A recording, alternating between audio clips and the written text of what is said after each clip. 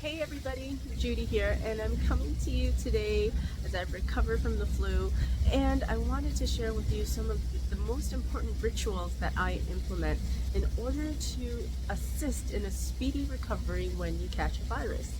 Now, for those of you that are into pharmaceutical drugs, I'll let you be, but I appeal to those who believe in natural remedies.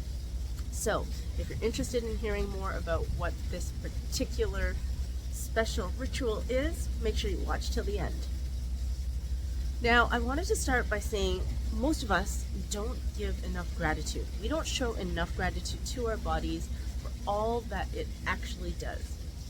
Meaning, some days we get out of bed and we just feel heavy and we go about brushing our teeth and getting ready for the day, and then we bolt out of the house and we don't even think about how we're actually causing our heart rate to increase, for example, or that we might be putting strain on our muscles without even stretching and warming up for the day.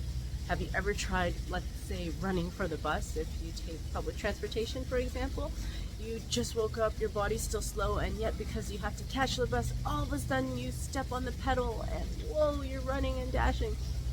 What exactly are the signals you're sending to your body at that point in time? Does that adrenaline actually serve you? Well, different camps will argue different things. But back to my earlier point.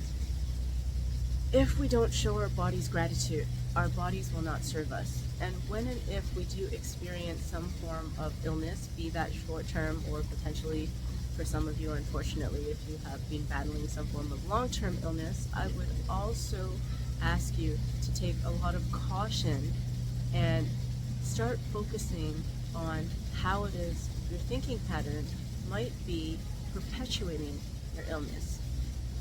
Now, this goes into deep philosophical and spiritual concepts, which I won't talk about in this particular video. However, when it comes to how it is that you can recover with zero drugs, meaning zero pharmaceutical drugs when battling the flu, well, let me share with you some of my symptoms first. On the first day, my sinuses were so congested, I felt like it was Niagara Falls, definitely on the go, and I couldn't get any sleep. On the second day, I was struggling with a fever. In fact, my whole body was aching. Some of my joints just felt so inflamed, and I could hardly roll out of bed. But today is day 3. I'm up and about. I'm still just a little congested, but I managed to get the bug out of my system. Now, how did I do that? Everybody knows that you should be drinking lots of fluids, of course, right? But on top of lots of fluids, there's a very other important matter, which is how you eat, how you fuel your body when you're ill. Now, certain cultural traditions may believe in certain things for different reasons, and that's fine. But this one ritual about fluids is really important, and that is to bless your water. Bless your water and infuse it with all the goodness that you really desire at that point. For example, for me, because I was ill, I was breathing vitality and health into my water. So the ritual is that you slow down to a point where you're almost in a meditative state with a cup of water in your hands, and then you breathe out all that you desire into the water through the cosmos. And then when you actually take your water in, you'll notice that your water tastes slightly different. And the reason your water tastes slightly different is actually because water is able to carry frequencies. So if you haven't done any research on Dr. Emoto's work, I welcome you to do it. There have been various variations of Dr. Emoto's work, which basically says that when you speak to water crystals in a negative way, the crystals will form asymmetrically when it turns into ice.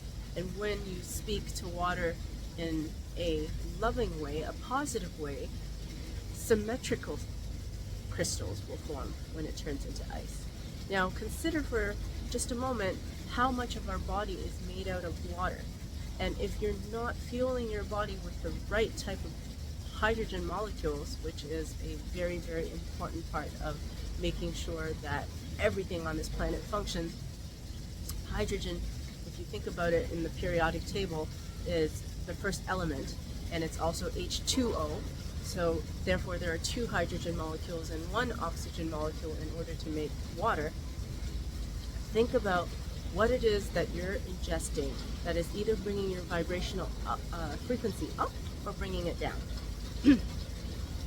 So that is, for me, the nugget of gold for this particular week. I hope that you'll find it helpful, and I hope that you start implementing it, because it makes a massive, massive difference to your health and to your very well-being. And that's it. I'll speak to you guys in my next video. Bye.